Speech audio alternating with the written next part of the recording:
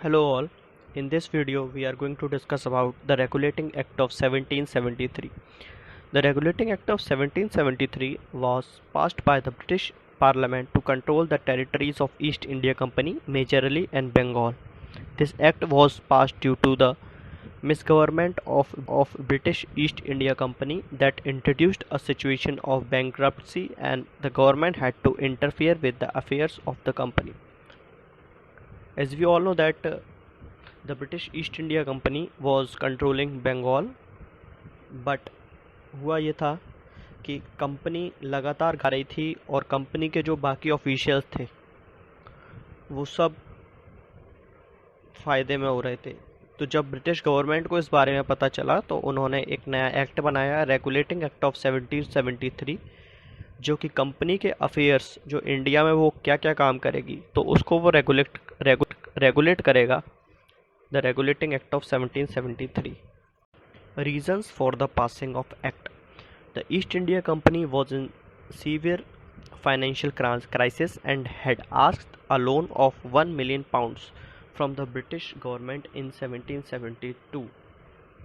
तो कि east India company एक बहुत ज़्यादा घाटे में चल रही थी और उन्होंने 1772 में ब्रिटिश गवर्नमेंट से £1 मिलियन का लोन लिया।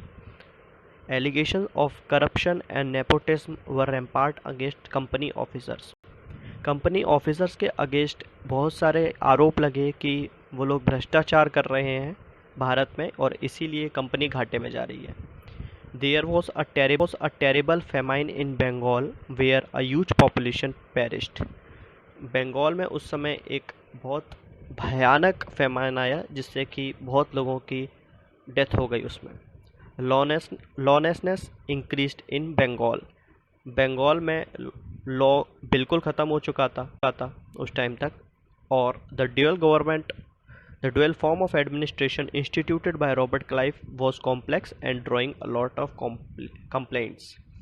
तो इससे पहले रॉबर्ट क्लाइव ने जो ड्यूअल फॉर्म ऑफ एडमिनिस्ट्रेशन लाया था बंगाल के अंदर वो बहुत ज़्यादा कॉम्प्लेक्स था और उसमें बहुत कंप्लेंट्स आ रही थी उसकी। Provisions of the Regulating Act.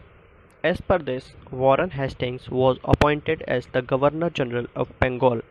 Governor general of Bengal एक नई पोस्ट बनाई गई और वॉरेन हेस्टिंग्स को गवर्नर जनरल ऑफ बंगाल बनाया गया। अर्लियर उससे पहले क्या होता था कि सिर्फ गवर्नर ऑफ बंगाल के नाम से पोस्ट थी। A 4-membered council was formed to help the governor general.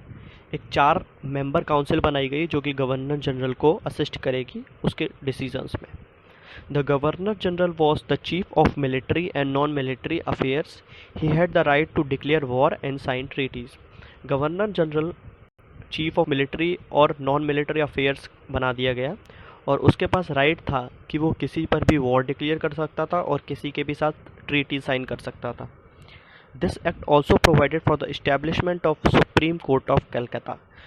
Calcutta supreme court की स्थापना भी इसी एक्ट के द्वारा हुई थी।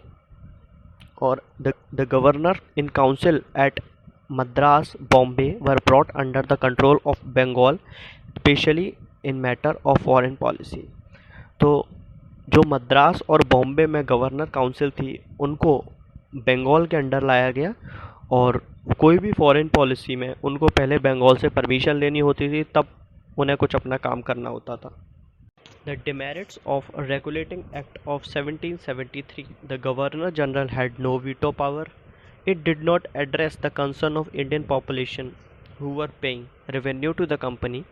It did not stop corruption among the company officials as corruption continued and the company was again in the condition of bankruptcy. The Supreme Court power were not well defined as this act established the Supreme Court of Calcutta, but it did not define its powers. Thank you.